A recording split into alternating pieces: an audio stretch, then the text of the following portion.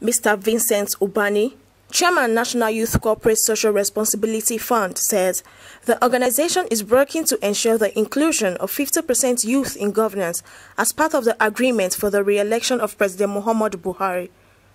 Ubani said this at the Youth Victory Walk to the presidential villa. He added that they have selected carefully a 100-man list from different constituencies and states across the country. We are working in line with 50% inclusion of youth in governance as part of our agreement. Why we have to re-elect the president. For the young people, we agreed that there should be inclusion of youth in governance, and it is on that inclusion of youth in governance that we have brought out, selected carefully from those who has been in the youth constituency, that we know their capacity and what they have done and what they can do, what they are capable of doing. It is from that constituency that we selected this best 100-man list. We are also actually demanding for slot for ministerial appointment, because when we agreed in 50% inclusion of youth in governance, it cut across both from the ministerial to board to head of government agency and so on. The president, whom we, out of our wisdom, we adopted him because we know very well that the president is the only person who can actually help us to readdress our future.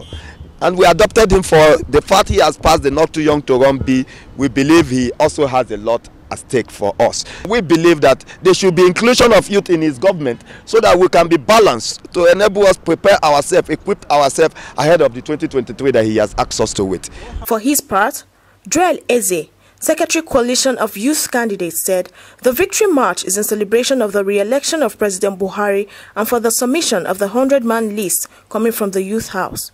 We the youth, we took to the streets to celebrate and make a victory march for the re-election of the president, and after which we have transmitted a document of the 100-man list coming from the Youth House, which we are suggesting and appealing to the president to consider for different appointments. We are urging the president to look into this list with utmost confidentiality and put it into consideration, irrespective of whatsoever. We are all members of the Presidential Campaign Council of the President, and we have worked for the President immensely with our resources, and some of us lost their lives in the struggle.